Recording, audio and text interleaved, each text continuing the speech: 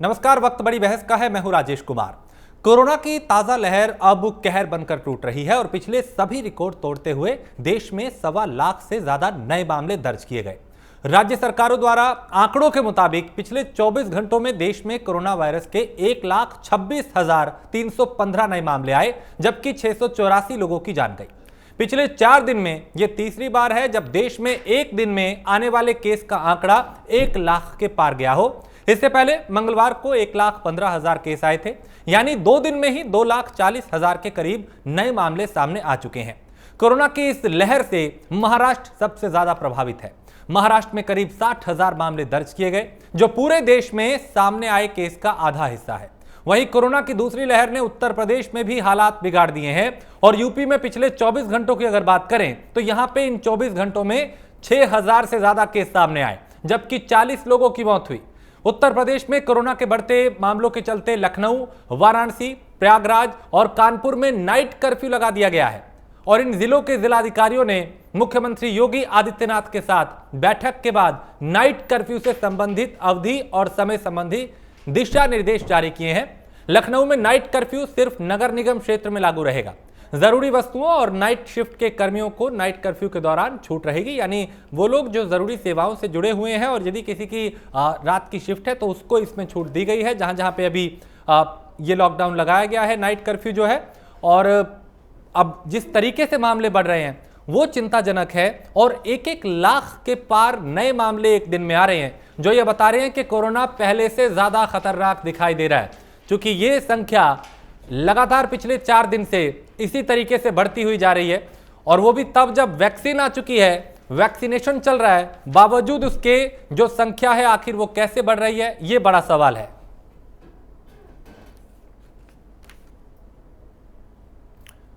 और कई दूसरी चीजें हैं जिसको लेकर लगातार कोशिश ये रही है कि कैसे इसको रोका जाए और रोकने के लिए कोशिशें की जा रही हैं।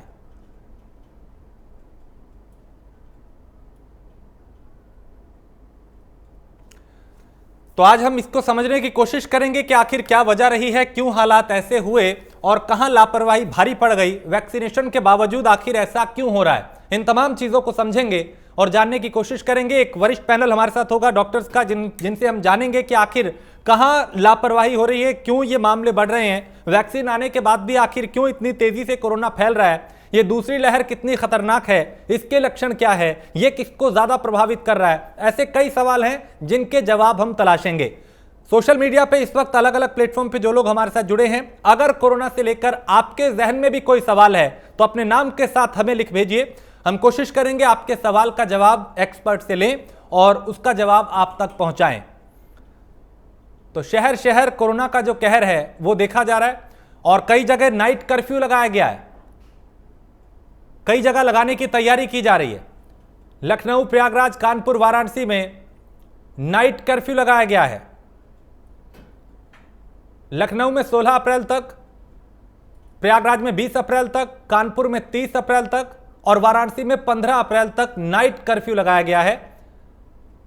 लखनऊ में रात 9 बजे से सुबह 6 बजे तक और अगर प्रयागराज की बात करें तो रात 10 बजे से सुबह 8 बजे तक, कानपुर में रात 10 बजे से सुबह 8 बजे तक नाइट कर्फ्यू जारी रहेगा। इसके अलावा वाराणसी की बात करें तो यहां पे रात 9 बजे से सुबह 6 बजे तक नाइट कर्फ्यू जारी रहेगा। तो इससे पहले दिल्ली की बात करें तो वहां पे भी नाइट कर्फ्यू लगाया गया है, पंजाब में भी लगाया गया है, कुछ और राज्य हैं जहां पे नाइट कर्फ्यू लगाया गया। हम इसको भी समझेंगे कि आखिर नाइट कर्फ्यू लगाने के पीछे क्या लॉजिक है और क्या वाकई इससे भी ये भी एक प्रभावी तरीका है कोरोना की रोकथाम के लिए, इससे कितना असर होगा। वैक्सीनेशन की अगर बात करें तो वो कितनी तेज चल रही है और कहां खामी रह गई, क्योंकि कई जगह चुनाव भी हैं, चुनाव इस वक्त हो रहे हैं 5 राज्यों में। आने वाले वक्त में उत्तर प्रदेश की बात करें तो यहां पे पंचायत चुनाव हैं और पंचायत चुनाव कराना कितनी बड़ी चुनौती होगी, यह भी एक बड़ा सवाल है। तो हमारे साथ एक वरिष्ठ पैनल अब से चंद मिनटों में हमारे साथ जुड़ेंगे, लेकिन इस वक्त हमारे साथ डॉक्टर डीके गुप्ता जो सीएमडी हैं फेलिक्स अस्पताल नोएडा के, उनसे बात करते हैं। कुछ और डॉक्टर्स भी हमारे साथ आने वाले वक्त में जुड़ेंगे। डॉक्टर साहब, आपसे समझना चाहेंगे कि वैक्सीन आने के बाद भी, चूंकि पहले ये उम्मीद थी कि वैक्सीन आएगी तो सब कुछ ठीक हो जाएगा, कोरोना पे काबू पा लिया जाएगा। वैक्सीन आ चुकी है, वैक्सीनेशन हो रहा है, लेकिन कोरोना के मामले पहले से ज्यादा तेज गति से चल रहे हैं, बढ़ रहे हैं। इसका क्या कारण है सर? देखिए राजेश जी, हम सब कह रहे थे कि वैक्सीन आ जाएगी तो थोड़ा सा हमें आज मोहलत मिल जाएगी, थोड़ा सा संतोष हो जाएगा कि हम वैक्सीन कोरोना को कंट्रोल कर सकते हैं जी। लेकिन हम सबको उस समय पता था, आपके चैनल के माध्यम से भी हमने बार बार बोला था उस समय भी, कि वैक्सीन आने से कोरोना कंट्रोल नहीं होगा। जब तक वैक्सीन आबादी का 70% लोगों को नहीं लगती तब तक कोरोना कंट्रोल नहीं होगा। अभी सिर्फ 7% लोगों को लगी है, वो भी सिंगल डोज। लगभग 1.5 से 2% लोगों को लगी है 2 डोजेज। तो इतना बड़ा अंतर है। अभी वैक्सीन प्रक्रिया शुरू हुई है, अभी वैक्सीन प्रक्रिया को पूरा होते होते, या पूरा भी नहीं, ये सिग्निफिकेंट पॉपुलेशन को लगते लगते कम से कम 6-8 महीने बीत जाएंगे। उसके बाद ही कहीं ना कहीं कुछ कंट्रोल नजर आएगा। जब तक वैक्सीन नहीं लगती 60-70% लोगों को, तब तक हम लोगों को संयम रखना चाहिए था। हम लोगों को कोविड एप्रोप्रिएट बिहेवियर का पालन करना चाहिए था। हम लोगों को मास्क लगाने चाहिए थे, बार बार हाथ धोना चाहिए था, फिजिकल डिस्टेंसिंग करनी चाहिए थी, सोशल डिस्टेंसिंग करनी चाहिए थी। वो कहीं ना कहीं हम लोगों ने नहीं करी, क्योंकि हम सब लोग कोविड फटीग में चले गए। सरकारें भी कुछ हद तक उदासीन हो गई, राजनीतिक पार्टियां रैली करने लग गई, नेतागण बड़ी बड़ी राजनीतिक रैलियां करने लग गए, धर्मगुरु बड़े बड़े आयोजन करने लगे, शादी ब्याह होने लगे, पर्सनल का प्रोग्राम होने लगे, मार्केट में बाजारों में फिर भीड़ लग गई। जब पब्लिक को दिख रहा था, कि जनता को दिख रहा था कि उनके नेतागण, उनके सेलिब्रिटी जितने लोग हैं, धर्मगुरु हैं, ब्यूरोक्रेट्स हैं, डॉक्टर्स हैं, जब ये लोग फॉलो नहीं कर रहे तो वो क्यों फॉलो कर? उनको लगता है कोरोना कुछ है ही नहीं। ये भ्रांति फैल गई कोरोना हमारे देश में फैला ही है नहीं, ये हम लोग की इम्यूनिटी बहुत अच्छी है, इसलिए हम लोग का कुछ बिगाड़ नहीं सकता, इसलिए हम लोग बहुत अच्छे कंट्रोल में। कहीं ना कहीं असमंजस की स्थिति पैदा हो गई, उसका पब्लिक ने दुरुपयोग करा और लोगों ने उसको पालन नहीं किया। उसी वजह से हम इतनी बुरी स्थिति में अब दोबारा आ गए। बिल्कुल डॉक्टर साहब, आपने जो बातें कही हैं वो जमीनी हकीकत है। क्योंकि हम जब ग्राउंड जीरो पे पहुंचे, लोगों से बात की, तो सेम टू सेम यही बातें बहुत सारे लोगों ने हमसे कही थी। तो क्या हम ये माने कि जो हमारी ही जो लापरवाही है वही आज देश के सामने भारी पड़ रही है एक बार फिर से? बिल्कुल, ये जो लहर है, दूसरी लहर भारत में आई, ये मानव जनित लहर है। हम सबको पता था कि यूरोप में और बड़े बड़े देशों में दुनिया के तीसरी लहर और चौथी लहर चल रही थी और वहां बड़े बड़े लॉकडाउन चल रहे थे। उनकी जो अर्थव्यवस्था है हमसे कई गुना बड़ी है, उनकी जो हेल्थ व्यवस्था है, उनका स्वास्थ्य सिस्टम है, इंफ्रास्ट्रक्चर है, वो बहुत बड़ा है। वो लोग अपनी जीडीपी का 10 से 15% तक खर्च करते हैं, हम लोग 1.5 से 2.5% खर्च करते हैं। वो लोग, उनके यहाँ डॉक्टर नर्सेज का रेशियो हमसे बहुत बेहतर है, उनके यहाँ बेड पब्लिक रेशियो बहुत अच्छा है। तो वो लोग भी चरमरा गए थे, उनको देख के भी हम लोगों ने अपनी हालत को सुधारा नहीं या उनसे सबक नहीं लिया। हम लोग सोचते रहे कि हमारे यहाँ ऐसी कोई लहर आने वाली नहीं है। और वायरस जो थोड़ा डॉर्मेंट हुआ था, बिकॉज लॉकडाउन था, लोग थोड़ा कम कंट्रोल में थे, वो डॉर्मेंट रहा। और जैसे ही लोगों की गतिविधियां बढ़ी, जैसे ही आयोजन बढ़े, जैसे ही फेस्टिवल बढ़े, जैसे ही तैयारियां बढ़ी, तो उस वजह से वायरस फिर फैलना शुरू हो गया। और वायरस में क्या हुआ, ये वायरस में म्यूटेशन हो गई। म्यूटेशन ऐसी नहीं, कई सारी म्यूटेशन हो गई। अब अभी तक पूरा नहीं पता, लेकिन ऐसी इनडायरेक्टली हम लोग ये मान सकते हैं कि ये म्यूटेशन कहीं ना कहीं इस संक्रमण को बढ़ावा दे रही है। इस तेजी गति से ये संक्रमण फैल रहा है, इसका मतलब जो म्यूटेशन हुई है वो वायरस के लिए फायदेमंद है। वो हमारी इम्यून क्षमता को कम कर रहा है, हमारे अंदर घुसने में उसे कोई दिक्कत नहीं हो रही है, हमारे जो प्रतिरोधक क्षमता के जो बैरियर्स है उनको पार करने में कोई दिक्कत नहीं हो रही है। उसका जो रेप्लिकेशन रेट है हमारी बॉडी के अंदर वो फास्ट हो रहा है, और इसीलिए वो ज्यादा कॉन्टेजियस है और ज्यादा तेजी से फैल रहा है, और इसी ज्यादा लोगों को चपेट मिल रहा है। हमने देखा, चाहे यूके का हो, चाहे ब्राजील का हो, चाहे साउथ अफ्रीका हो, वो ऐसे बहुत सारे म्यूटेशंस पाए गए हैं। खास करके पंजाब में, महाराष्ट्र में ऐसे 10 प्रदेश हैं जहाँ पे सारे म्यूटेशंस पाए गए। इवन एक नया म्यूटेशन डेवलप हो गया, जो जिसको हम डबल म्यूटेंट बोलते हैं, वो इंडिया का डेवलप करा हुआ है, वो भी कहीं ना कहीं मोर संक्रमक है। तो इसलिए अभी हम सबको अगर जान बचानी है, अगर कोविड से नुकसान कम करना है, जान माल का खतरा कम करना है, अपने अस्पतालों में बेड मिल जाए, इसका ध्यान रखना है कि हमें आईसीयू बेड मिल जाएगा जरूरत पड़े, तो हम सबको कोविड एप्रोप्रिएट बिहेवियर का अगले 6-8 महीने तक बिल्कुल संयम से, बिल्कुल शिद्दत से पालन करना चाहिए। फिजिकल डिस्टेंसिंग है, सोशल डिस्टेंसिंग है, चाहे बार बार हाथ धोना हो, मास्क पहनना हो, ये बहुत ध्यान रखने की जरूरत है। और कहीं ना कहीं मुझे लगता है सरकार को इस समय सख्त कानून बनाने की जरूरत है, क्योंकि लॉकडाउन का कोई सॉल्यूशन नहीं है यार। राइट, तो सख्त कानून बनाएंगे तभी जाके लोग इसको पालन करेंगे और इस संक्रमण को हम रोक सकते हैं। डॉक्टर साहब, ये जो दूसरी लहर देश में इस वक्त हम कोरोना की देख रहे हैं, ये पहली से कितनी खतरनाक है और क्या ये पहले के मुकाबले ज्यादा तेजी से फैल रहा है? क्या युवाओं को ज्यादा प्रभावित करता है? ऐसे कई सवाल हैं जो आम लोगों के जहन में भी हैं, इससे आप थोड़ा अगर पर्दा उठा पाए। जी, जो दूसरी लहर है आप बिल्कुल ठीक करें, पहली लहर ज्यादा संक्रामक है। पहले जो डबलिंग टाइम था वो कम था, अब डबलिंग टाइम ज्यादा था, अब डबलिंग टाइम कम हो गया है। पहले की तुलना में जो केसेस थे वो 1 लाख के आसपास ही रह गए, हम लोग हाईएस्ट 1 लाख कभी पहुंचे नहीं, 97 के आसपास सीमित रह गए, अब 1.25 लाख पहुंच रहे हैं। अब हो सकता है अगले कई सालों में कई गुना और बढ़ सकते हैं केसेस। तो इसलिए ये हम सबको दिख रहा है, क्योंकि हमारी जो पॉपुलेशन है लगभग 70-80% जो है ऐसी है जिसको ना तो वैक्सीन लगा है और ना ही उसको कोई इन्फेक्शन हुआ है। वो लोग हाई रिस्क हैं, वल्नरेबल हैं, वो उनको वर्जिन पॉपुलेशन कह सकते हैं कि उनके अंदर ये संक्रमण फैला तो बड़ा तेजी से फैल के उन सबको चपेट में ले सकता है। और वही हो रहा है, ये जो नया संक्रमण आया, जो नया स्ट्रेन आया, वो तेजी गति से फैल रहा है और उसमें जो कोविड एप्रोप्रिएट नहीं हम पालन कर रहे हैं उसका एक बहुत बड़ा रोल है। तो ये इसीलिए दूसरी लहर जो है पहली लहर से ज्यादा आक्रामक है। जब ज्यादा आक्रामक होगी तो ज्यादा लोगों को इन्फेक्शन देगी, ज्यादा लोगों को इन्फेक्शन देगी तो उतने ही ज्यादा लोग बीमार पड़ेंगे, उतने ज्यादा लोगों को बेड की आवश्यकता होगी, उतने ज्यादा लोगों को वेंटिलेटर की या आईसीयू बेड की जरूरत पड़ेगी या ऑक्सीजन की जरूरत पड़ेगी। या ऐसे लोगों में अगर कोई कोमॉर्बिड पेशेंट्स है, इवन कुछ यंग पॉपुलेशन से बच्चे हैं, वो भी इन्फेक्ट ज्यादा होंगे। बिकॉज पहले क्या होते थे, कोमॉर्बिड पेशेंट ज्यादा इन्फेक्ट हो रहे थे। अब देखा गया जो नया स्ट्रेन है इसमें बच्चे और जो यंग पॉपुलेशन, जो हमारा युवा वर्ग है, वो भी इन्फेक्ट ज्यादा हो रहा है। तो कहीं न कहीं जान माल का खतरा अब हम सबके लिए है। इसलिए हमें ना अपने लिए बल्कि अपने परिवार में जो बच्चे हैं और जो दूसरे युवा लोग हैं उनका भी ध्यान रखने के लिए इन सब बातों का पूरा ध्यान रखना चाहिए। डॉक्टर साहब, कई राज्यों में नाइट कर्फ्यू लगाया जा रहा है, कईयों में लगाने की तैयारी है, कई शहरों में लगाया जा चुका है। इसके पीछे क्या लॉजिक हो सकता है? क्या वाकई रात का जो कर्फ्यू है, रात्रि कर्फ्यू है, वो भी एक कारगर कदम हो सकता है कोरोना को रोकने के लिए? देखिए, रात्रि का कर्फ्यू बहुत कारगर कदम तो नहीं है, ये आप लोग भी जानते हैं, हम लोग भी जानते हैं, ठीक है, और सरकार भी जानती है। लेकिन कहीं न कहीं जनता को मैसेज देना होता है कि अगर आपने नियमों और कानूनों का पालन नहीं किया तो दिन का कर्फ्यू भी लगाया जा सकता है। इसका मतलब सरकार सचेत हो रही है, सरकार एक आपको मैसेज दे रही है, एक इंडिकेशन दे रही है कि स्थितियां अच्छी नहीं है, सुधर जाएं, वरना हो सकता है और कड़े कानूनों का या नियमों का पालन कराना पड़े। डॉक्टर साहब, एक चीज़ और मैं आपसे समझना चाहूँगा, क्योंकि इस वक्त सोशल मीडिया पे भी अलग अलग माध्यम पे हमें तमाम लोग सुन रहे हैं, तरह तरह की प्रतिक्रियाएं और कई सवाल हमें आ रहे हैं। लेकिन मैं आपसे ये समझना चाहूँगा कि जब शुरू में कोरोना आया तो सबके लिए नया था कि कैसे इससे लड़ना है, कैसे संभलना है, किसी को कुछ मालूम नहीं था, वक्त लगा, हालात हमारे सामने थे। आज करीब करीब 1 साल से ज़्यादा का अनुभव देश के पास है, हमारी सरकारों के पास है।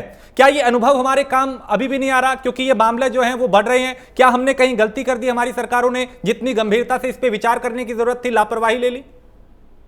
देखिए, अनुभव बहुत काम आ रहे हैं हम लोगों के। ये पिछले 1 साल में जो लॉकडाउन था उसमें सरकार ने हमारे स्वास्थ्य इंफ्रास्ट्रक्चर था उसको बहुत रैंप अप किया। हमारे यहाँ जो पहले जांच की सुविधा बिल्कुल नहीं हुआ करती, बहुत कम सेंटर थे, वो अब हजारों में हो गए। टेस्ट की जो क्षमता हमारी कई हजारों में रोज की होती थी, वो लाख, 10 लाख, 15, 20, 25 लाख हम टेस्ट रोज कर सकते हैं। इसके अतिरिक्त बेड्स कम थे, आईसीयू बेड्स कम थे, वेंटिलेटर्स कम थे, लोगों को ट्रेनिंग नहीं थी, ये बहुत सारी चीजें थी, वैक्सीनेशन नहीं था। तो ये वैक्सीनेशन डेवलप हो गया। हमारे भारतवर्ष एक ऐसा देश है जिसने अपना वैक्सीन बनाया है, जो भारत बायोटेक का कोवैक्सीन है। तो कहीं ना कहीं सरकार ने बड़ा अच्छा काम किया पिछले 1 साल में, रैंप अप किया, चीजों को बढ़ाया, चाहे इंफ्रास्ट्रक्चर हो, चाहे प्रिवेंशन हो, चाहे हमारा ट्रीटमेंट के लिए, मेडिकेशन के लिए जो चीजें जरूरत थी, चाहे इक्विपमेंट थे, इंस्ट्रूमेंट थे, बेड थे, सब चीजों में करा गया है। लेकिन कहीं ना कहीं जो पिछले 3 महीने में कुछ जनवरी के बाद से उदासीनता थी सरकार की तरफ से भी और दूसरी राजनीतिक पार्टियों की तरफ से भी, धर्मगुरुओं की तरफ से भी, और प्रशासन भी ऊब गया था। हम लोग सब थक गए थे, मुझे लगता है कहीं ना कहीं, और दिमाग में चल रहा था कि शायद हमारे यहाँ दूसरी लहर नहीं आएगी। उसी वजह से थोड़े नियमों में शिथिलता दी गई और उसका लोगों ने ज्यादा फायदा उठाया। और चूंकि हमारे राजनीतिक जो लोग हैं, जो नेता है, गण हैं, जो धर्मगुरु हैं, वो रोल मॉडल होते हैं, उन लोगों ने भी इन नियमों का पालन नहीं किया या कम किया। उसका मैसेज सरकार को गलत गया, वो जनता को गलत गया, और जनता को लगा कि जो हमारे नेतागण या धर्मगुरु या जो हम जो सेलिब्रिटी हैं वो ही फॉलो नहीं कर रहे, उनको कुछ नहीं हो रहा, तो इसका मतलब कोविड जो है वो खतरनाक नहीं है, किसी को कोई प्रॉब्लम नहीं होगी। तो इसलिए सब लोग उदासीन हो गए और लोगों ने नियमों कानूनों का पालन करना बंद कर दिया। उसका नतीजा यह हुआ कि जो वायरस डोरमेंट हो गया था, जो लगभग कंट्रोल स्थिति में था, वो दोबारा जाग के उसने हाहाकार मचा दिया, और ऐसा हाहाकार मचा दिया कि दोबारा सरकार क्या, हम सब सतर्क हो गए। अगर अभी भी सतर्क नहीं हुए तो बहुत बड़ा लॉस करेगा। डॉक्टर साहब, चूंकि एक साल में बहुत उतार चढ़ाव हमने देखे, हमने लॉकडाउन देखा, हमने उसके बाद के हालात देखे और हमने ये भी देखा कि अब अगर ऐसे हालात बने तो लॉकडाउन के पक्ष में मुझे नहीं लगता कि कोई भी देश का नागरिक होगा, चूंकि हालात हमारे वैसे नहीं है कि हम फिर से उसको संभाल पाए या झेल पाए। ऐसे में अब क्या करने की जरूरत है, क्या विकल्प हम लोगों के पास है जिससे बचा भी जा सके, इसे फैलने से रोकने से भी बचाया जा सके? देखिए, अब दूसरी लहर तो आ गई है। अब दूसरी लहर को हम कितना फ्लैटन कर सकते हैं कर्व को। अभी लहर ऐसे जा रही है, ऊपर की तरफ कर्व जा रहा है, इस कर्व को फ्लैटन करना है। फ्लैटन करने के दो ही तरीके हैं हमारे पास। एक तो है कि हम प्रिवेंशन और प्रिकॉशन पे ध्यान दें। प्रिवेंशन मतलब जो वैक्सीन है उसको रैंप अप करें, उसका उत्पादन बढ़ाएं, नई नई वैक्सीन कंपनियों को भारत में लेके आए, उनको लाइसेंस दें, उनको अलाउ करें, प्राइवेट सेक्टर को अलाउ करें, प्राइवेट हॉस्पिटल्स को अलाउ करें डायरेक्ट वैक्सीनेशन करने के लिए, और साथ में जो एज लिमिट है उसको हटाएं, वैक्सीनेशन के कैंप लगाएं। जैसे गवर्नमेंट ने आज अलाउ कर दिया। मैं कई बार दिनों से कह रहा था और मेरी मांग को पूरा किया गवर्नमेंट ने। मुझे बड़ा तो बहुत आभारी हूँ पूरे भारत वर्ष की जनता की तरफ से कि गवर्नमेंट ने अब 11 तारीख से जो कंपनीज हैं, कॉर्पोरेट हैं, उसमें ग्रुप कैंप लगाने की इजाजत दे दी कि हम वहां भी हम हेल्थ चेकअप कैंप लगा के वैक्सीनेशन प्रक्रिया कर सकते हैं। तो कहीं ना कहीं हमें वैक्सीनेशन प्रक्रिया को बढ़ाना पड़ेगा, चाहे वो उत्पादन हो, चाहे वो डिस्ट्रीब्यूशन हो, चाहे दूसरी कंपनियों को लाना पड़े, और दूसरी जगह पार्टनरशिप पीपीपी मॉडल अपनाना पड़े, कॉर्पोरेट टाइप करना पड़े, जो कॉर्पोरेट सोशल रिस्पॉन्सिबिलिटीज होती है उनको इन्वॉल्व करना पड़े। तो वैक्सीनेशन प्रक्रिया को बहुत तेज करना पड़ेगा। लगभग 1 से 1.5 करोड़ वैक्सीनेशन रोज लगाने पड़ेंगे, तब जाके हम 2-3 महीने में जाके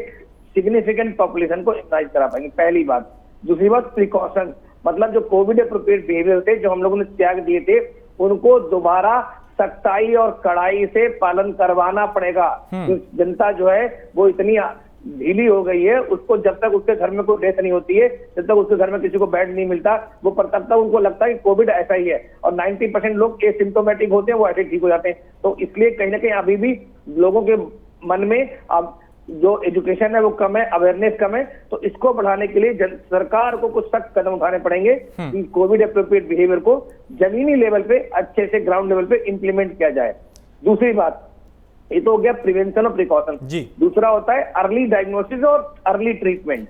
अर्ली डायग्नोसिस के लिए हमें टेस्टिंग बढ़ानी पड़ेगी, ट्रेसिंग बढ़ानी पड़ेगी, कॉन्टेक्ट ट्रेसिंग, और जो लोग पॉजिटिव आते हैं उनको आइसोलेट करना पड़ेगा अच्छे से, जिसमें अब हम लोगों ने पहले जितना अच्छे से करते थे वो उतना अच्छे से अब नहीं हो रहा है। और लास्ट में ट्रीटमेंट में जो भी सपोर्टिव ट्रीटमेंट है, चाहे वो ऑक्सीजन देना हो, चाहे हमें स्टेरॉइड देने हो, एंटीवायरल थेरेपी देनी हो, रेमडेसिविर देनी हो, प्लाज्मा थेरेपी देनी हो, आईसीयू बेड चाहिए हो, हमें अगर डॉक्टर्स चाहिए, नर्सेस चाहिए, तो इस पे काम करना पड़ेगा। यही 2 तरीके हैं, प्रिवेंशन, प्रिकॉशन और अर्ली डायग्नोसिस और अर्ली ट्रीटमेंट। इन 4 चीजों पे हम फोकस करेंगे तो कहीं ना कहीं हम जो कर्व बड़ा पीक की तरह जा रहा है, बिल्कुल शार्प राइज हो रहा है, वो हम उसको फ्लैटन करने में कामयाब रहेंगे। और अगर इसको भी बड़ा तेजी से करते हैं तो भी 1 महीना 1.5 महीना लग जाएगा इसको सही से कंट्रोल करने में।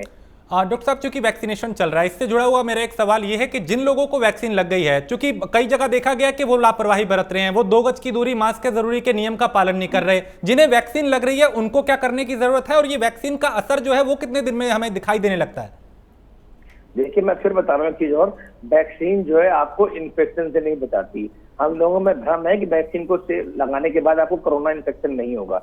वैक्सीन की 2 डोज लगने के बाद भी आप कोरोना इन्फेक्शन हो सकता है, संक्रमित हो सकते हैं, जैसा अभी बहुत सारे रिपोर्ट में आपने देखा है। ठीक है, वैक्सीन जो बचाती है हमारी कि बीमारी ना हो, हमको बीमारी अगर होती भी है तो कॉम्प्लिकेशन कम हो या कॉम्प्लिकेशन ना हो, और डेथ से बचाती मृत्यु। इन 4 चीजों से वैक्सीन का फायदा होता है। और वैक्सीन की पहली डोज से कोई खास फायदा नहीं होता, 20 से 30% आपको इम्यूनिटी मिलती है। दूसरी डोज लगने के 15 से 20 दिन बाद आपको 60 से 70-80% वैक्सीनेशन से इम्यूनिटी मिलती है। उसके बावजूद भी 20-30% आपको खतरा रहता है। बट ये है कि अगर आपने वैक्सीन की दोनों डोज लगवा ली है तो आपके अंदर डेथ होने का, कॉम्प्लिकेशन होने का और सीरियस बीमारी होने का खतरा कम हो जाएगा। लेकिन आप इन्फेक्टेड हो सकते हैं और दूसरों को भी इन्फेक्शन दे सकते हैं। तो इसलिए कृपया करके जब तक हर्ड इम्यूनिटी ना आए, जब तक कोरोना कंट्रोल ना हो, तब तक हम सबको मास्क लगा के रखना है। वैक्सीन लगवाने के बाद सुपर हीरो या हीमैन नहीं बनना है। इसका मतलब ये नहीं आप प्रोटेक्ट हो गए, आप 70% प्रोटेक्शन है, वो भी 2 डोज लगने के बाद 30% तब भी प्रोटेक्शन नहीं है। और इन्फेक्शन तब भी, अब कैरियर तब भी हो सकते हैं, फैला सकते हैं। तो कृपया करके इन बातों का बिल्कुल ध्यान रखें और शायद मीडिया को, हम सबको ये बात बार बार सबको बतानी चाहिए, जनता को। चलिए डॉक्टर साहब, आपने बिल्कुल जो सवाल मुझे लगता है हर किसी के जहन में थे, हमने वो आपसे पूछे और आपने बहुत बारीकी से और गहराई से उनके जवाब दिए। आगे भी आप बने रहिए हमारे साथ। हमारे साथ इस वक्त विद्या ईश्वर चंद्र वैद्य जो है, ईश्वर चंद्र जुड़ चुके हैं, जो कि प्रांत संगठन सचिव हैं आरोग्य भारती के पंजाब से। वैद्य साहब, आपका बहुत स्वागत है प्राइम न्यूज में। आपसे ये जानना चाहेंगे कि जो मामले दूसरी लहर के हैं वो इतनी तेजी से बढ़ रहे हैं, इसको कैसे रोका जा सकता है और कि क्या वजह है कि जो एक बार फिर से देश दूसरी लहर का इतनी तेजी से सामना कर रहा है कि मामले लगातार लाखों में आने लगे हैं एक दिन में? असल में क्या है कि लापरवाही जो जब हुई तो इस लेवल पर हुई, उसे हम कुछ तो कहेंगे जनता के पार्ट के ऊपर हुई। उन लोगों को ये लगा कि हमने एक पार्ट को कंट्रोल कर लिया है तो दोबारा ऐसा शायद नहीं होगा। और दूसरी बात ये हुई कि हम लोग वैक्सीन के ऊपर बहुत ज्यादा निर्भर हो गए कि अब हमारे पास वैक्सीन आने वाली है तो हमें बाकी चीजों के लिए ध्यान नहीं रखना है जी। तो इसलिए इसका स्प्रेड बहुत ज्यादा हुआ। तीसरी बात, जैसे कि जितनी भी स्टेट्स थी उन सब ने इसे लेटर और स्पिरिट में इन चीजों को लागू नहीं किया। कारण ये था कि सभी की इकोनॉमिक स्थिति इतनी गड़बड़ा गई थी, बिजनेस डाउन हो गए थे, तो उन सब बातों को देखते हुए उसके बाद चुनाव थे जी। ये सारी बातें उनको कंपेल किया कि वो वैक्सीन के सहारे इसको प्रोपेगेट तो करते रहे लेकिन उसकी तरफ ध्यान नहीं दे पाए। चौथी बात ये है कि जो हमारे ट्रेडिशनल चीजें थी हमने उनको बीच बीच में छोड़ दिया। मैंने बहुत बार पहले भी कहा कि हमें अपनी इम्यूनिटी के ऊपर ज्यादा ध्यान देना है। अपनी इम्यूनिटी के ऊपर ज्यादा ध्यान देने से ही हम इससे बच सकते हैं जी। क्योंकि अभी ये सिद्ध हो रहा है कि अलग अलग स्ट्रेन बना के दोबारा इसकी जो लहर आ रही है और जो स्ट्रेन आ रहा है उसकी वैक्सीन हमारे पास कभी हम मान लेते हैं कि है, कभी नहीं है, क्योंकि वैक्सीन का इसका प्रॉपर अभी हमारे पास डाटा नहीं है जी कि उस पर काम करेगी भी कि नहीं करेगी। क्योंकि पिछली जो वैक्सीन है, हम BCG की ले लें और दूसरी वैक्सीन की ले लें, उनके रिजल्ट 100% कभी भी नहीं आते। जब नहीं आते तो हमें उसके ऊपर निर्भर भी उतना ही करना चाहिए। तीसरी बात जो मैं मानता हूँ, वैक्सीन में भी ये बात हुई कि हमें जो मोस्ट वनरेबल पार्ट था वहां से स्टार्ट करना चाहिए था। 35 और 40 साल के लोगों को पहले वैक्सीन देनी चाहिए थी, हमने दी है 70 से 80 साल के ऊपर वालों को, क्योंकि जो वैक्सीन है उस एज में इतनी ज्यादा इफेक्टिव नहीं होती है जी। तो उन लोगों को वैक्सीन लगी, उन्होंने सोचा हमें होगा नहीं, वो लापरवाह हो गए। और जो वनरेबल थे और जिनकी मूवमेंट ज्यादा थी उनको वैक्सीनेशन हमने लेट स्टार्ट करी है। तो ये बहुत सारे ऐसे फैक्टर हैं जिनकी वजह से ये दोबारा स्प्रेड होने की तरफ बढ़ गया है। लेकिन अगर जिस तरीके से सरकार और जनता जागरूक है, पहले हम जागरूक नहीं थे, अगर हम इसके ऊपर अब भी ध्यान दें और अपनी पर्सनल हाइजीन, जो हमारी पुरानी आयुर्वेदिक काढ़े हैं, इम्यून सिस्टम को और अपनी हेल्थ को, पॉजिटिव हेल्थ को, पॉजिटिव थिंकिंग को रखने के साधन है, इसमें मैं हर बार एक चीज ऐड करता हूँ जी, वो है अग्निहोत्र। हाँ। अग्निहोत्र के बाद तरफ से के साथ अगर हम वातावरण को शुद्ध करें और जीवाणुओं को इनर्ट करें तो हम इससे बहुत जल्दी पार पा सकते हैं जी। वैद्य जी, एक चीज और मैं आपसे समझना चाहूंगा, क्योंकि आयुर्वेद का महत्वपूर्ण योगदान रहा है कोरोना से लड़ने में और हमने देखा कि पहले लहर में किस तरीके से लोगों से अपील की गई कि वो काढ़ा पिएं, उनसे कहा गया कि कैसे व्यायाम करें, परिणाम करें। इसको लेके क्या आयुर्वेद की इस दूसरी लहर में क्या भूमिका रह सकती है? लोगों को क्या करने की जरूरत है जिससे उनकी इम्यूनिटी सिस्टम जो है वो बेहतर हो पाए? देखिए, आयुर्वेद तो शाश्वत है, जो सिस्टम पहले था वही सिस्टम अब रहेगा। हमने अगर जो जो बातें करी थी वो हमने अपने अपने लेवल पे की थी। जैसे मैंने काढ़ा पिया तो मुझे ही फायदा हुआ, मैंने प्राणायाम किया तो मुझे ही फायदा हुआ। अब जो मास इम्यूनाइजेशन जिसे मैं बोलता हूँ वो है वातावरण को शुद्ध रखने का।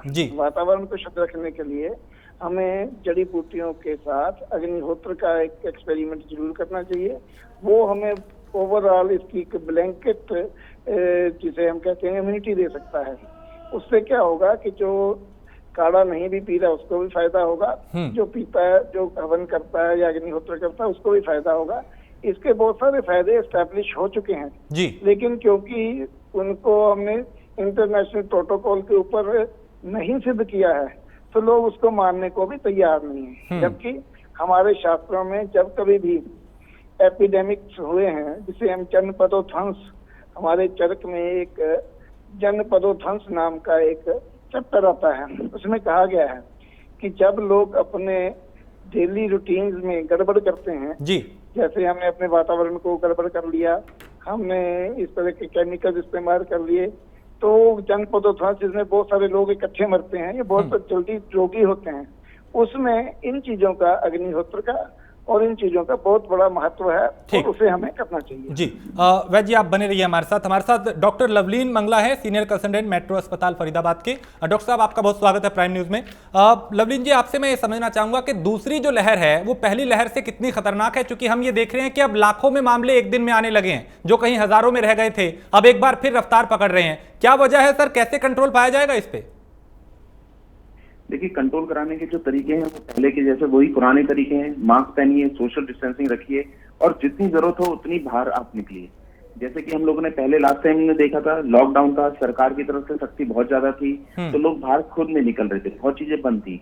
लेकिन अब हम चाहेंगे कि लॉकडाउन आप खुद करें, आपको घूमना वो सब बंद करिए, आपको जितनी जरूरत है उतना बाहर निकलिए। जैसे आज हम अपनी ऑनलाइन कंसल्ट वो कर रहे हैं, बात कर रहे हैं, हम कोशिश करें कि दूर से दूर जितना ऑनलाइन बात कर सकें, जितना ऑनलाइन अपना काम निपटा सकें या जितना दूर रह सकें, वो बहुत जरूरी है। लेकिन अभी आप बाजार में जाते हैं, मार्केट में जाते हैं, तो हम बहुत सारी चीजें ऐसी देख रहे हैं जिनको जरूरत नहीं है, लेकिन फिर भी लोग सिर्फ घूमने के लिए, सिर्फ एक सैर सपाटा के लिए, उसके लिए बहुत जा रहे हैं। और यही एक कारण है। और वहां पे भी लोग मास्क नहीं पहनेंगे, मास्क पहनेंगे तो नाक के नीचे रहेगा, मुंह पे रहेगा। यही कारण है जिनकी वजह से ये जो केसेस हैं ये बहुत तेजी से बढ़ रहे हैं और आगे आने वाले टाइम में ये और बहुत तेजी से बढ़ेंगे। इसका ध्यान रखना बहुत जरूरी है, वरना ये सेकंड लहर फर्स्ट लहर से भी ज्यादा खतरनाक हो सकती है। बिल्कुल, और ये खतरनाक इतनी है कि अब हमें दिखाई देने लगा है, जिस तरीके के आंकड़े एक एक दिन में आने लगे हैं। डॉक्टर साहब, आप बने रहिए। कोरोना की जो दूसरी लहर है उस पर हम बात कर रहे हैं कि आखिर जो मामले बढ़ रहे हैं उसकी क्या वजह है और इस पे कैसे काबू पाया जा सकता है। एक वरिष्ठ डॉक्टर्स का जो पैनल है वो हमारे साथ लगातार बना हुआ है, जिनसे हम सवाल कर रहे हैं और वो बता रहे हैं विस्तार से कि क्या वजह रही जो हालात ऐसे एक बार फिर आ गए और कहां हमारी लापरवाही रही, कहां पे तैयारी दूसरे तरीके से करने की जरूरत थी। डॉक्टर डीके गुप्ता है हमारे साथ, जो कि सीएमडी हैं फेलिक्स अस्पताल नोएडा के। डॉक्टर साहब, आपसे ये समझना चाहूंगा कि जब हालात सामान्य हो रहे थे तब कई तरह की रियायतें दी गई, एक तरीके से सामान्य हालात कर दिए गए, शादी में 200-500 लोग आने लगे, एक जगह पे भीड़ इकट्ठा होने लगी। अब तो चुनावी रैलियां हो रही हैं, वहां पे हजारों लोग हमें दिखाई देते हैं, सोशल डिस्टेंसिंग की धज्जियां उड़ती हैं, मास्क नहीं लगाए जाते। ये जो गलतियां कहीं ना कहीं हो रही हैं, ये एक बड़ी वजह है जो मामले इतने बड़े। बिल्कुल ठीक कह रहे हैं, कहीं ना कहीं ये गलतियां हम सबसे हुई, ना कि सरकार जिम्मेदार है, हम सब भी जिम्मेदार हैं। कुछ हमें अपनी सुरक्षा खुद ध्यान रखना चाहिए, हमें खुद संयम रखना चाहिए था। सरकार ने बार बार कहा, हम लोग भी बार बार कहते हैं, मीडिया भी बार बार कहती है कि भले ही कोरोना अभी कम हो गया था, लेकिन हम सबको फिजिकल डिस्टेंसिंग, सोशल डिस्टेंसिंग, हाथ धोना, बाहर भीड़ वाले को में नहीं जाना, इन सब चीज का हमें ध्यान रखना चाहिए था। इवन शुरुआत में तो लोग वैक्सीन लगवाने नहीं आ रहे थे, तो कहीं ना कहीं लोगों को जो उदासीनता थी, लोगों का जो मोह भंग हो गया था कोरोना से, ऐसा डर खत्म हो गया था। और सरकार ने भी नियम कुछ ढिलाई दे दी थी। कुछ सरकार के नेतागण थे या जो पॉलिटिशियन थे या राजनीतिक नेतागण थे, धर्मगुरु थे, इन लोगों ने भी कुछ ना कुछ एक मैसेज बड़ा अच्छा नहीं गया, क्योंकि इन लोगों ने पार्टियां करी, भले ही वो जरूरत थी चुनाव की, बट वो कहीं रैलियां जो थी, पार्टियां थी, जो वो कहीं ना कहीं एक मैसेज ऐसा गया कि शायद कोरोना का डर है नहीं, और उसकी वजह से लोगों में जो भ्रम था, जो डर का भ्रम ही था, वो कम हो गया। और डर जो उसकी वजह से लोग बाहर निकलने लगे, पार्टियां होने लगी, शादी ब्याह चालू हो गए, धर्मगुरुओं का आयोजन चालू हो गए, स्कूल खुल गए, कॉलेज खुल गए, ऑफिस खुल गए। तो ये शायद हम लोगों को थोड़ा और ध्यान से और धीरे धीरे करके इसको अनलॉक करना चाहिए था, या और चीजें कंट्रोल करनी चाहिए थी। बिकॉज हमको पता है जो हमारी जो भारतीय जनता है वो बहुत डिसिप्लिन्ड है और संयम वाली नहीं है। तो इसलिए अब चाहे दोबारा लॉकडाउन लगाना पड़े, लेकिन ये सॉल्यूशन नहीं है लॉकडाउन किसी भी कीमत पे। चाहे वो रात का कर्फ्यू ठीक है, फिर भी ठीक है, दिन का जो लॉकडाउन है वो सॉल्यूशन नहीं है। हम सबको ये चाहिए कि दोबारा जो कोविड एप्रोप्रिएट बिहेवियर है, हम सब उसका संयम से पालन करें, जब तक की चीजें पूरी अच्छे से कंट्रोल नहीं होती। जब कंट्रोल भी नहीं, जब तक कि हमारे जनता जो है वो वैक्सीनेशन का 70-80% कवरेज नहीं होता है, तब तक हमें इन सब चीजों का पालन करना चाहिए। लेकिन डॉक्टर साहब, अब तो वैक्सीन भी आ चुकी है, वैक्सीनेशन हो रहा है, हालांकि अभी उतनी प्रतिशत संख्या में नहीं पहुंचा जितना आप बता रहे हैं कि इतना कम से कम हो जाए तब हम राहत की सांस लेंगे। दूसरी तरफ ये कि मामले भी बढ़ रहे हैं, लॉकडाउन भी सोल्यूशन नहीं है, तो फिर अब ये जो मामले बढ़ रहे हैं, जो एक दिन में 1.25 लाख आ रहे हैं, आगे शायद संख्या ये और बढ़ सकती है जिस तरीके से हम पिछले कुछ दिनों का आंकड़ा देख रहे हैं, फिर विकल्प क्या होगा? कि इसको रोका जाए, इसे काबू किया जाए? नहीं, विकल्प यही होगा कि सिर्फ इसेंशियल चीजों पे हमें ध्यान देना चाहिए, जो बिल्कुल हमारे लिए जरूरत वाली चीजें हैं उन पे ध्यान देना चाहिए। जो बाकी गतिविधियां जिनकी जरूरत नहीं है, जो हमारी इकोनॉमी में बहुत कंट्रीब्यूट नहीं कर रही है, जो हमारे जो जीवन की जो दिनचर्या है उसमें बहुत ज्यादा कंट्रीब्यूशन नहीं है उन एक्टिविटीज का, उन एक्टिविटीज को बंद करना चाहिए, उन एक्टिविटीज पे लगाम लगानी चाहिए और लोगों को खुद अपने आप संयम करना चाहिए कि अगर आपको जरूरत नहीं है तो कृपया करके घर से ना निकले। जितने धर्म स्थल हैं, जितनी बड़ी क्या नाम है हमारे आयोजन स्थल हैं, जितनी पार्टियां हैं, जितनी राजनीतिक दलों की रैलियां हैं, इन सब पे कहीं ना कहीं डायरेक्ट लगाम लगानी चाहिए। अभी भी बहुत सारे जो राज्य हैं वहां पे चुनाव चल रहे हैं, तो अगर इन सब पे कंट्रोल करेंगे तो शायद हम लोग हो सकता है इस कर्व को फ्लैटन कर सके। डॉक्टर लवलीन, क्या हम इस हालात से जूझने के लिए, इससे लड़ने के लिए, इस पे काबू पाने के लिए तैयार हैं? क्या हमारी स्वास्थ्य सुविधाएं जो हैं, जो 1 साल में डेवलप होनी चाहिए थी, क्या वो हो पाई है? हम दूसरी लहर का सामना करने के लिए तैयार हैं? बिल्कुल, हम लोग बिल्कुल तैयार हैं इसके लिए, हम बिल्कुल तैयार हैं। लेकिन ये है कि हम लोग जब पहली ये चीजें, ये क्वेश्चन क्या हमारे पिछले साल नहीं आए थे हमारे पास, इतना बोला भी क्या था कि यूएस में ऐसी फैसिलिटीज हैं, यूरोप में ऐसी फैसिलिटीज हैं, हम लोग क्या कर पाएंगे, हम तो बिल्कुल बिखर जाएंगे। लेकिन हुआ उल्टा, वो लोग बिखर गए और हम लोग सस्टेन कर पाए। तो ये जरूरी है कि हम लोग फिर से एक हों, फिर से अपने इन चीजों के ऊपर क्वेश्चंस उठाना बंद करें और हम उठें कि दोबारा से कि हम चीजों को हम लड़ सकते हैं, और हम पिछली बार भी लड़े और इस बार भी लड़ेंगे हम लोग, ऐसी बात नहीं है। और हमारे पास फैसिलिटीज हैं। आप हमारे हर चीज के डेटा अगर हम कंपेयर करें किसी भी इंटरनेशनल, किसी भी और बड़े देश से, तो हमारे डेटा बहुत ही कम है। डेथ रेट देख लीजिए, केसेस में भी, हाँ इस बार ये थोड़ी सी खराब आ रही है सेकंड वेव, लेकिन फिर भी हमें डट के उसका मुकाबला करना है। लेकिन इसके लिए हम लोगों को, हेल्थ केयर को भी, फ्रंट लाइन वर्कर्स को भी और आम जनता को भी, उनको भी ध्यान रखना है कि क्या क्या चीजों का ध्यान रखना है, क्या क्या वो पुराने जो मेजर्स हैं, जो डर और वो जो चीजें जो थी, इतना डरने की जरूरत नहीं है, लेकिन उनको संयम से, उसको ध्यान में रखना कि हाँ भाई ऐसा ऐसा हो रहा है, तो हमें सही टाइम पे सही चीजें, डॉक्टर से कब बात करनी है, डॉक्टर से कब मिलना है, ये सब बहुत जरूरी है। हम लोग अभी देखते हैं कई केसेस ऐसे हैं जो घरों में अपने आप ही ऑक्सीजन लगा रहे हैं, घरों में अपने आप ही इलाज कर रहे हैं। मैं मानता हूँ कोरोना का इलाज बहुत मरीजों का घरों में ही हो जाता है, लेकिन इस चीज को भी समझने की जरूरत है कि आप ये भी समझे कि आप हाई रिस्क में कब हैं, वो सब गाइडलाइन सबको पता है, आपको कब डॉक्टर से मिलना है, ये सब चीजें भी बहुत आराम से किसी को भी उपलब्ध हैं, ये सब आपको पता होना चाहिए। अपने एक लेवल के बाद आपको घर में इलाज नहीं कराना है, इस चीज को समझना बहुत जरूरी है, ताकि आप सही टाइम पे हेल्थ केयर, जी आप अपनी बात पूरी कीजिए, हेल्थ केयर फैसिलिटीज में आप पहुंच सकें। जहां पे भी आप कोरोना के इलाज में लोग लेट होते हैं, वहीं पे हमें नुकसान ज्यादा देखने को मिल रहा है। डॉक्टर साहब, ये जो दूसरी लहर है वो पहली लहर से कितनी ज्यादा खतरनाक है, और क्या ये बच्चों और युवाओं पे ज्यादा प्रभावी है? क्या ये उनको जल्दी अपनी चपेट में ले रही है? पहली से कंपेयर अगर मैं करूं तो इसमें हमारी जो केसेस की जो रेट जो बढ़ रही है वो बहुत तेजी से बढ़ रही है, और इनकी जो इन्फेक्टिविटी रेट है वो भी काफी ज्यादा है, जो भी केसेस आ रहे हैं। तो मुझे लगता है अगर ये जल्दी कंट्रोल में नहीं हुई तो ये काफी खतरनाक हो सकती है। ईश्वर चंद जी, ये थोड़े जी, इसको थोड़ा सा सोचने की जरूरत है इसके बारे में, कि ये कहीं हमारे लिए थोड़ी डेंजरस ना हो जाए।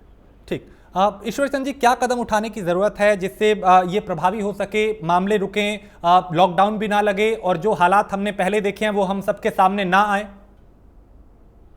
देखिए, मैं बार बार आप जो बात कह रहे हैं उसके ऊपर ध्यान यही दिलाना चाहता हूं कि हमने थोड़ा सा जहां हमने प्लानिंग करी है, उस प्लानिंग में हमने केवल एक ही तरफ ध्यान दिया है, वो है लॉकडाउन, सोशल डिस्टेंसिंग और दूसरे। लेकिन जो हमारे पुराने मेथड में, आज फिर बार बार अग्निहोत्र की महत्व के ऊपर आना चाहूंगा, क्योंकि पुराने जमाने से लेके अब तक हमेशा अग्निहोत्र के ऊपर ही हमें निर्भर रहना पड़ा है, वायु शुद्धि के लिए, जीवाणुओं के नाश के लिए, उसके ऊपर हमें ध्यान देना पड़ेगा। दूसरी बात, ह्यूमनाइजेशन की जो शेड्यूल है, मुझे लगता है कि यंग को पहले देना चाहिए और जो बाकी हैं उनके ऊपर ज्यादा ध्यान नहीं दे। इसलिए मैं नहीं कहता कि उनको भी मिलना चाहिए, लेकिन इनकी जो है ना, मोटाइल ज्यादा होते हैं, ये घूमते ज्यादा हैं, इनका इंटरेक्शन ज्यादा है, एक्टिव ज्यादा है, तो इम्यूनाइजेशन इन लोगों को पहले चाहिए, 20 से लेकर 50 साल तक के लोगों को, तो वैक्सीनेशन वहां से स्टार्ट करनी चाहिए।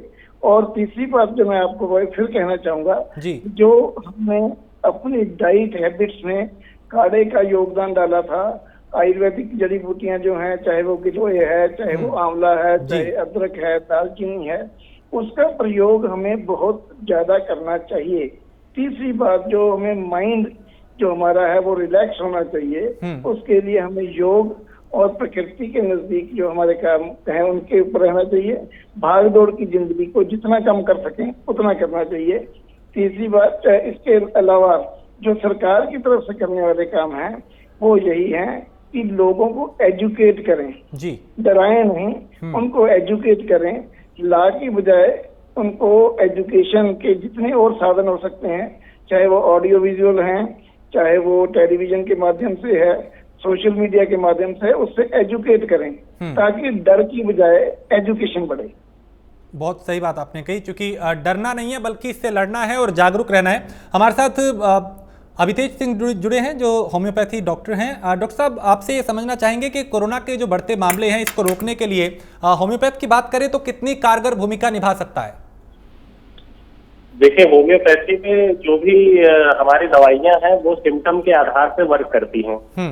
तो जो भी कोरोना जैसे इन्फेक्शन होने के बाद जो भी सिम्टम आते हैं, उस सिम्टम सिमिलरिटी के बेस पर हम जो भी अपनी मेडिसिन सेलेक्ट करेंगे, उस मेडिसिन के आधार पे हम उस पर्टिकुलर सिम्टम को अपनी दवाइयों के थ्रू काफी हद तक उसमें आराम दिया जा सकता है। और साथ ही साथ हमारी दवाइयां जो है इम्यूनिटी बूस्टर का भी वर्क करती हैं। तो मेन जो वर्क है इस कोरोना में इस समय सबसे पहले है जो आपकी बॉडी की इम्यून सिस्टम है उसे एक्टिवेट करना, उसे स्ट्रॉन्ग करना। जब भी आपकी इम्यूनिटी स्ट्रॉन्ग होगी, बॉडी का इम्यून सिस्टम एक्टिवेट रहेगा, तो कोई भी फॉरेन पार्टिकल होगा उससे लड़ने के लिए बॉडी के अंदर एक एंटीबॉडी ऑलरेडी जनरेट होगी, जिस वजह से आप वो होम्योपैथिक मेडिसिन दे करके आप कर सकते हैं। जैसे अभी सर ने बताया पहले कि योगा और वेलनेस और इन सब एक्टिविटी की वजह से आप अपने बॉडी के इम्यून सिस्टम को स्ट्रॉन्ग कर सकते हैं, जिसके आधार पे आपका रोग प्रतिरोधक क्षमता जो है उस कोरोना वायरस के अगेंस्ट आपकी बॉडी में और बढ़े, जिसकी वजह से उस कोरोना के रोकथाम में हेल्पफुल हो। और हमारी बहुत सारी दवाइयां जो प्रोफाइलेक्टिक में, जैसे आर्सेनिक एल्बम है, जेल्सीनियम है, कैंसर है और भी बहुत सारी दवाइयां हैं जो सिम्टम के आधार पे पर्टिकुलर जो भी सिम्टम जनरेट हो उसके आधार पे हम दे सकते हैं। बिल्कुल, यानी ये कुछ कारगर ऐसे कदम है जिसको उठा के इसको प्रभावी ढंग से इससे लड़ा जा सकता है। डॉक्टर डीके गुप्ता, आपसे ये समझने की कोशिश करेंगे कि वैक्सीनेशन जो आपने बताया कि कम से कम इतना प्रतिशत होना चाहिए, 70%, तब हम इसे मानेंगे कि हाँ कोरोना से हम लड़ने लायक हो गए। जरूरत है यहाँ पे वैक्सीनेशन अभियान को तेज करने की, और जो उम्र की दायरा है 45 साल से ऊपर, कोशिश ये होनी चाहिए सरकारों की कि उसे जल्द से जल्द कम किया जा सके। बिल्कुल ठीक कह रहे हैं कि अभी जो इस समय है हमें एक तो वैक्सीनेशन प्रक्रिया को बहुत तेज करना है, तेज नहीं बहुत तेज करना है, क्योंकि इतनी तेज गति से फैल रहा है तो हो सकता है कहीं तीसरी लहर आई तो और दिक्कत आएगी। तो इससे पहले दूसरी लहर को सेटल करना है और अगली लहर ना आए उसका बचाव करना है। उसके लिए हमें वैक्सीनेशन प्रक्रिया को तेज करना पड़ेगा, कम से कम 1 से 1.5 करोड़ टीकाकरण का रोज करना पड़ेगा हमें, तब जाके हम सिग्निफिकेंट पॉपुलेशन को इम्यूनाइज कर पाएंगे। उसके लिए हमें अपना प्रोडक्शन रैंप अप करना पड़ेगा, हमें लॉजिस्टिक डिस्ट्रीब्यूशन चैनल को मजबूत करना पड़ेगा, और प्रोडक्शन के लिए खाली 2 कंपनी पर निर्भर नहीं रखना पड़ेगा, कोविशील्ड और कोवैक्सीन। हमें दूसरी अन्य जो पाइपलाइन में कंपनियां, चाहे स्पुतनिक हो, चाहे वो मॉडर्ना हो, चाहे जॉनसन एंड जॉनसन हो, फाइजर हो, उनको अलाउ करना चाहिए। और इसके अलावा 10-12 और अन्य वैक्सीन है जो पाइपलाइन में है, दूसरे देशों में इनको अप्रूवल मिल चुका है, वो भी सेफ है, तो उनको अलाउ करना चाहिए। और पब्लिक के लिए ओपन प्राइवेट सेक्टर में वैक्सीन को खोलना चाहिए, तो जल्द से जल्द लोग वॉलंटरी जाके जिसकी जो अफोर्डेबिलिटी है उसके हिसाब से वैक्सीन लगवा सकें। दूसरी बात जो कह रहे हैं आप, ये दूसरा क्वेश्चन क्या था आपका? मैं यही समझने की कोशिश कर रहा था कि जो वैक्सीनेशन है क्या उसे बहुत ज्यादा तेज करने की जरूरत है? जो उम्र का दायरा 45 साल से अभी ऊपर का है उसे कम किया जाना चाहिए ताकि ज्यादा से ज्यादा लोगों तक ये पहुंचे। बिल्कुल, तो हमें अपनी उत्पादन क्षमता को देखते हुए, प्रोडक्शन कैपेसिटी को देखते हुए, कितना स्टॉक है हमारे पास, कितने लोगों को लगाना है, क्या हमें अगर हम 45 साल से 18 साल के बीच का गैप खत्म कर देते हैं तो कितनी वैक्सीन हमें चाहिए होंगी, तो उन सब का कैलकुलेट करके हुए हमें ये क्षमता को कम करना, इसको एज लिमिट को कम करना चाहिए। और ये अति आवश्यक है, क्योंकि खाली जो यंग लोगों में मौत तो नहीं हो रही है, सही बात है, उनमें जो इन्फेक्शन के बाद मौत दर कम है, इसलिए सरकार ने 45 साल में सबसे ज्यादा ऊपर मौत दर होती है, 45 साल के ऊपर जितनी मौतें होती है वो 90% होती है, इसलिए सरकार ने 45 साल से ऊपर वालों को वैक्सीनेट करने का जिम्मा पहले उठाया है। लेकिन जो 45 साल से कम है, 18 साल के बीच के, वो लोग सुपर स्प्रेडर का भी काम करते हैं, वो लोग इन्फेक्शन कर रहे हैं, पार्टी कर रहे हैं, वो एक दूसरे से इन्फेक्शन लेकर दूसरों को फैला रहे हैं, तो इसलिए उनको भी इम्यूनाइज करने की जरूरत है। तो इसलिए एज लिमिट को खत्म करने की बिल्कुल अति आवश्यकता है। लेकिन इस सब चीज के लिए हमें पहले अपनी कैपेसिटी, प्रोडक्शन, डिस्ट्रीब्यूशन, इन मैन पावर, इन सब का ध्यान रखना पड़ेगा। हाँ डॉक्टर साहब, बहुत से लोग ऐसे जो अभी भी यानी 1 साल से ज्यादा का वक्त हो गया ये सब देखते हुए, अभी भी उनको लगता है कि नहीं कोरोना तो कुछ था ही नहीं, कोरोना तो है ही नहीं, ये तो एक अफवाह है, देखिए वहां पे चुनाव हो रहे हैं, वहां हजारों लोग हैं, वहां पे ये वो, इस तरह की बातें की जाती हैं। उन लोगों के लिए आपके क्या संदेश होंगे?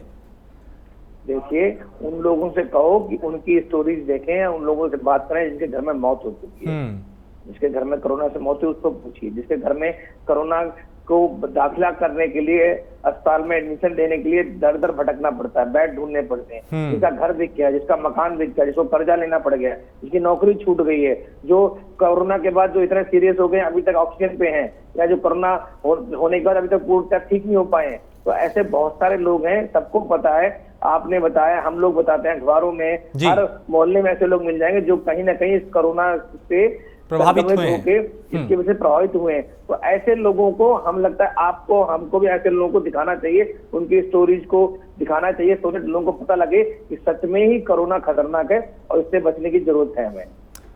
ठीक है डॉक्टर लवलीन, आपसे ये समझना चाहेंगे कि ये जो हालात अब हमारे सामने हैं, इससे कैसे लड़ा जाएगा, इससे कैसे पार पाया जाएगा, क्योंकि एक एक दिन में अगर 1.25 लाख मामले सामने आ रहे हैं तो हालात तो काफी चुनौतीपूर्ण और गंभीर है। बिल्कुल, इनके लिए सबसे बड़ी जो जरूरी वही कि हमारे जो प्रिवेंशन हैं, जो हम पहले अपने आप को कैसे बच सकते हैं, वो सब बहुत जरूरी है, जिसमें हम बहुत पहले से डिस्कस कर चुके हैं। भाई मास्क पहनना है, डिस्टेंसिंग दूरी रखनी है, हैंड वॉश करने हैं, जितनी जरूरत है उतना बाहर निकली है, और अपना लॉकडाउन अपने आप ही करिए, अपने परिवार का लॉकडाउन आप खुद ही करिए, ये भी एक जरूरी है। चौथा, अगर आपके माइल्ड डिजीज है, आपको सिम्टम्स कम है या आपको बिल्कुल कोई एसिम्टोमेटिक है, उनका इलाज घर में हो। जो मॉडरेट टू सीवियर डिजीज है वो एक बार हेल्थ के फिजिशियन से या किसी के कांटेक्ट में जरूर रहें। और अपनी इम्यूनिटी स्ट्रांग करने के लिए जैसे और भी चाह रहे हैं कि जैसे हमारे पुराने नुस्खे हैं या फिर और भी कोई चीजें जो लोग यूज कर रहे हैं, उनको अपने डेफिनेटली यूज करिए, अपनी एक्सरसाइज, अपना एक डेली रूटीन और वो सबको मेंटेन करके रखिए, और सब साथ मिलके और सब इकट्ठे एक दूसरे की हेल्प करके वो हम डेफिनेटली इसको फिर से हरा सकते हैं।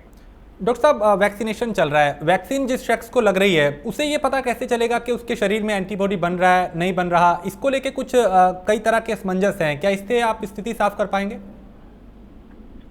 वैक्सीनेशन के लिए भी कई लोग पहले, हमें जरूरी ये है कि भाई जो वैक्सीनेशन जिनको लग सकती है वो कृपया करके बिल्कुल जाएं। आजकल हॉस्पिटल में कई लोगों में आसपास भी कहीं पे सोसाइटी में वैक्सीनेशन अवेलेबल हैं और बहुत आराम से लग रही हैं। मेरे भी कितने पेशेंट्स हैं जो बहुत आराम से गए और लगवा कर आए हैं, उनको हमने हॉस्पिटल्स में भी लगवाई है वैक्सीनेशन, कोई समस्या नहीं है उसको लगवाने में। इसके लिए चेक करने के लिए कुछ एंटीबॉडीज होती हैं स्पेसिफिकली, वो एंटीबॉडी का टेस्ट आप किसी में भी लैब में जाएंगे कि हमारी एंटीबॉडी टेस्ट कर दो। अगर कोविशील्ड के बाद एक एंटी स्पाइक एंटीबॉडीज होती हैं जिनको आप करके टेस्ट कर सकते हैं कि भाई मेरे अंदर इम्यूनिटी डेवलप हुई है कि नहीं हुई है। लेकिन एक चीज को ध्यान रखने की जरूरत है कि वैक्सीनेशन से हमारा 80% 90% हमारे इन्फेक्शन कम हो जाता है, कि उसमें नहीं होगा शायद। तो इसका मतलब ये नहीं है कि वैक्सीनेशन के बाद आपको कोरोना नहीं हो सकता है। तो कई लोग होते हैं कि वैक्सीनेशन के बाद हाँ अब तो मेरे को वैक्सीनेशन लग गई, अब तो मैं कोरोना मुक्त हो गया। ऐसा नहीं है। 100 में से 80 लोग हैं जिनको प्रोटेक्शन मिलेगी, 20 लोगों को नहीं मिलेगी। तो वो 20 लोग ऐसे नहीं है, ये नहीं है, मुझे भी नहीं पता वो 20 कौन होंगे और कौन नहीं होंगे। प्रोटेक्शन रखिए अपनी, वो जो मास्क पहनना है वो सब रखिए। हाँ, एक अच्छी बात जो वैक्सीनेशन में पाई जाती है कि आपकी 95% चांसेस हैं कि आपको सीवियर इन्फेक्शन नहीं होगा। सीवियर का मतलब जिसमें आपको जान का खतरा नहीं होगा, हुआ भी तो शायद माइल्ड इन्फेक्शन में आप सही हो सकते हैं। तो ये एक बहुत अच्छी बात है वैक्सीनेशन के साथ, इसलिए वैक्सीनेशन जरूर लगवाएं और अपने आप को बचा के रखें। डॉक्टर साहब, अभी जिस हॉस्पिटल में आप हैं, चूंकि आप मेट्रो हॉस्पिटल से हैं, यहाँ पे कितने लोग दिन में वैक्सीन कितने लोग लगवाने आ रहे हैं और अभी कितनी ज़रूरत है? अगर इस मामले को तेज करना है, वैक्सीनेशन अभियान को तेज करना है, तो कितनी संख्या में कम से कम एक दिन में एक सेंटर पे वैक्सीनेशन होना चाहिए? एक सेंटर पे देखिए कोई भी पेशेंट वैक्सीनेशन के लिए आता है, उसको 10-15 मिनट लग जाते हैं। हमारे यहाँ पे ऑलमोस्ट 80 से 100 वैक्सीनेशन रोज लग रही हैं जी। और सरकार जो है, अगर हम कंपेयर करें किसी भी इंटरनेशनल डेटा से, तो इस टाइम हमारी जो वैक्सीनेशन, जो हमारी जो स्पीड है, वो सबसे ज्यादा है ऑल ओवर वर्ल्ड, जो रेट पे हम लोग चल रहे हैं। हाँ, अगर ये वैक्सीनेशन और इजीली अवेलेबल हो सकती है और जैसे और प्लेटफॉर्म से अगर हॉस्पिटल्स के अलावा और भी जगह अगर मिल सकती है तो डेफिनेटली ये और एस्केलेट हो जाएगा। लेकिन अभी हमने एक चीज और देखी कि जब वैक्सीनेशन शुरू हुई थी, इतने लोग नहीं आ रहे थे वैक्सीनेशन के जितने लोग पिछले 15-20 दिनों में आना शुरू हुआ है। ये कोरोना का कहीं ना कहीं ये डर है कि जो हमने एक टाइम, जो उस टाइम पे आराम से काफी लोग लगवा सकते थे वैक्सीनेशन, अब वही लाइन में खड़े हो के लगवा रहे हैं। ये कहीं ना कहीं हम लोगों की भी इसमें गलती रही है। उस टाइम में हम लोगों ने बहुत क्वेश्चंस उठाए, वैक्सीनेशन क्या है, वैक्सीनेशन से कोई नुकसान तो नहीं होगा। अभी कोई ऐसे क्वेश्चन नहीं पूछ रहा है। ये क्यों? इस चीज में भी हमें सोचना चाहिए कि हमने ये गलती क्यों करी। यानी अगर ये वैक्सीनेशन जब सब ये वैक्सीनेशन आप जो लगवा रहे हैं, वैक्सीनेशन लगवाने के बाद आपको इम्यूनिटी मिलती है 6 हफ्ते बाद, 6 से 8 हफ्ते बाद जी। ऐसा नहीं है ना आज मैंने वैक्सीनेशन लगा लिया मुझे कल इम्यूनिटी मिल गई। इसलिए जरूरी है कि अगर आप सोच भी रहे हो ना भी वैक्सीनेशन लगवाने की, उसको पहले लगवाइए। और डॉक्टर साहब, अब वैक्सीन की जो डोज है, क्या उसका जो प्रोडक्शन है उसको जरूरी है कि बहुत ज्यादा उसका प्रोडक्शन किया जाए, उसको बहुत ज्यादा लोगों तक वो पहुंचे, जल्द से जल्द जो वैक्सीनेशन है वो ताकि हो पाए? मुझे नहीं लगता इस टाइम में हमारे पास वैक्सीनेशन की डोज की कोई कमी है। वैक्सीनेशन की डोज हमारे पास काफी है और हमें जितने हमारे जो हाई रिस्क इंडिविजुअल्स हैं उनको जिनको भी देनी है उनके लिए हमारे पास वैक्सीनेशन खूब अवेलेबल है। कोई कहीं पे हमें ऐसा नहीं मिलेगा कि यहाँ पे वैक्सीनेशन खत्म हो रही है या वैक्सीनेशन अवेलेबल नहीं है या उस जगह पे नहीं मिल रही है, ऐसी कहीं पे भी कमी नहीं है। कोई कभी एक सेंटर में खत्म हो गई तो अगले दिन वहाँ पे अवेलेबल हो रही है वैक्सीनेशन। जो चाहे, मेरे को आज तक कोई ऐसा नहीं मिला जो वैक्सीनेशन लगाना चाहता हो और वो कह दे कि मुझे वैक्सीन अवेलेबल 2 दिन या 3 दिन में नहीं मिली हो, उसको अगले दिन या नेक्स्ट डे में वैक्सीन अवेलेबल हुई और लगी है। ठीक। ईश्वर चंद जी, आपका क्या सुझाव होगा? चूंकि किस तरीके से अब इसको रोका जाए, क्या करने की जरूरत है, क्या कदम उठाने की जरूरत है, आपका इस पे सुझाव, आपकी राय, क्योंकि लोग आपको इस वक्त सुन रहे हैं। मेरी सजेशन अभी भी वही है कि वैक्सीनेशन जो हम कर रहे हैं उसमें जो स्प्रेड करने वाला ग्रुप है 20 से लेके 45 साल वाला, उनको प्रायोरिटी पे रखा जाए, उसको अगर प्रिवेंट करना चाहते हैं। दूसरी बात यह है कि जो लोग इन्फेक्टेड हो रहे हैं उनकी क्लासिफिकेशन प्रॉपर हो, जिनको इंटेंसिव केयर चाहिए उनको प्रॉपर इंटेंसिव केयर टाइम पे मिले, लेकिन इसके साथ साथ ये भी है कि उनको वो ना मिले, ओवर मेडिकेशन ना मिले। कई लोगों को मैंने ये भी देखा है कि वहां पे जाके ओवर मेडिकेशन की वजह से भी उनको दिक्कत हुई है, क्योंकि सिम्टम के हिसाब से वायरल डिजीज में जो वाइटल्स हम रखते हैं उसी के साथ साथ जो सुपर इन्फेक्शन है उसके लिए हम बहुत सारे एंटीबायोटिक्स ऐड करते रहते हैं, उससे भी दिक्कत हुई लोगों को। तो ये सारी बातों का ध्यान रखते हुए, इसके साथ साथ जो मैं बार बार वही बात कह रहा हूँ, हमारी जो पुरानी जो पद्धतियां हैं, चाहे वो आयुर्वेद की काढ़ा की है, चाहे वो नहाने धोने की है, सोशल डिस्टेंसिंग की है, रोज हाथ साफ करने की है, घर में जूते ना ले जाने की है, कपड़े रोज बदलने की है, इसके साथ साथ जो मैंने अग्निहोत्र के ऊपर बार बार कहा, मैंने सजेशन भी दिया था, सरकार को भी दिया था कि आप मेरी बात को सच ना भी माने लेकिन इसके ऊपर एक्सपेरिमेंट जरूर करना चाहिए। मैं अभी आपको एक ताजा एग्जांपल देना चाहूंगा। जहां मैं रहता हूं नंगल डैम में, उसके पास एक इलाका है मोजोवाल, वहां पे अभी उसको रेड जोन डिक्लेयर किया गया है। वहां पे एक परिवार है, उसी वातावरण में रहता है, वो लोग रोज हवन करते हैं। उन लोगों को बिल्कुल भी ऐसी जो है जो टेस्ट हुए हैं वो पूरा का पूरा परिवार नेगेटिव आया है, बाकी आसपास के लोग पॉजिटिव आए हैं। तो ऐसे इंडिकेशंस को देखते हुए हमें इन चीजों के ऊपर भी ध्यान देना पड़ेगा ताकि हम ब्लैंकेट इम्यूनिटी के ऊपर भी सोच सकें। चलिए, बिल्कुल, और बहुत महत्वपूर्ण बातें आपने कही हैं।